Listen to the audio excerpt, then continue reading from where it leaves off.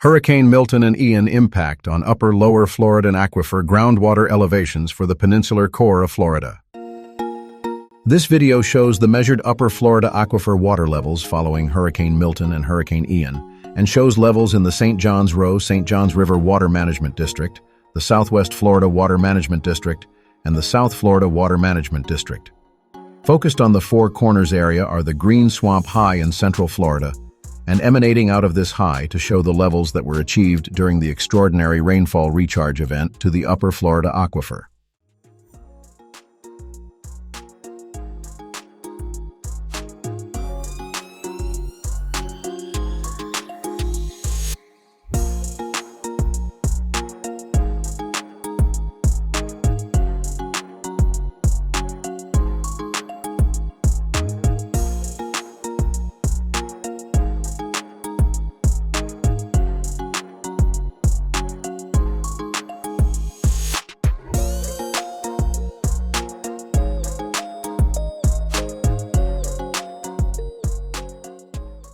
Secondly, we showed a corresponding lower Florida aquifer water levels for this post-storm high, and they are very interesting results.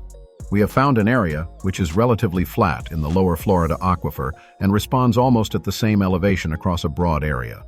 And we also believe we have found the zone where the lower Florida aquifer is being recharged from the upper Florida aquifer, and we have traced this zone based on geologic data and the response of the wells during Hurricane Milton and Hurricane Ian.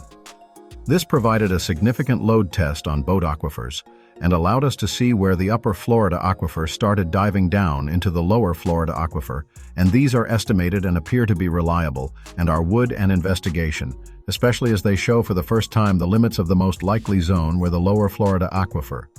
This is the water supply for Lando and surrounding areas, where that water is actually entering the lower Florida aquifer at a depth of approximately 1,000 feet.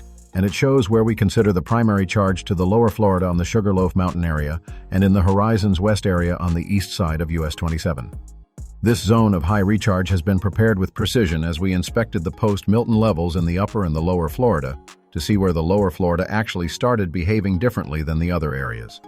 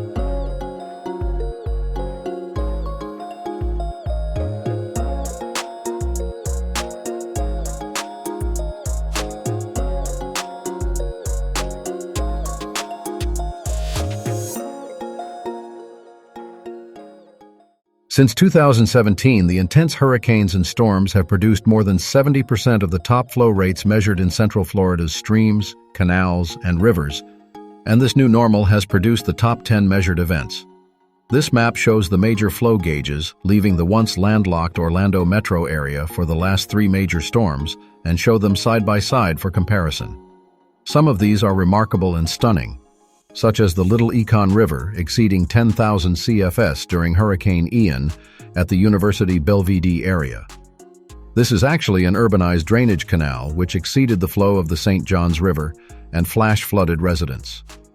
Hurricane Milton and Hurricane Ian flash-flooded the Little Aquifer Canal, and the flood flash points in the Orlando metro area are exactly the same as in 1960, if you read the Orlando Sentinel drainage issues after Hurricane Donna. The seepage flow rates out of the Green Swamp, which is the Whittenhorse Creek discharge, were stunningly high as the aquifer rose and discharged the largest quantity of seepage ever measured. The staging of East Lake Tahoe from the Boggy Creek inflow during Hurricane Ian was also testing the limits of 100-yard floodplains and safe development lines. Until the ocean temperatures around Florida subside, these high-intensity storms will continue to test the drainage systems, as they were not naturally meant to outfall to the St. Johns River, to the west, or to the Kissimmee River. These are primarily man-made outlets which were created in response to devastating hurricanes and the need to develop Orlando, because the legacy drainage wells could not control flood levels as people poured into the Orlando area when the space industry took off in the early 1950s. The flash flooding of the Little Econ River during Hurricane Ian was the most incredible of all flooding events witnessed. That hurricane had dumped a 100-yard storm by midnight and then proceeded to add 5 more inches of rain from midnight to 3 a.m., which has now led to a revisit of hydrology modeling to cater for this new normal. Scientific progress with satellite imaging is just one of the new tools we have to study real-world flooding and ground saturation and land suitability in Florida. Have a look at these comparisons.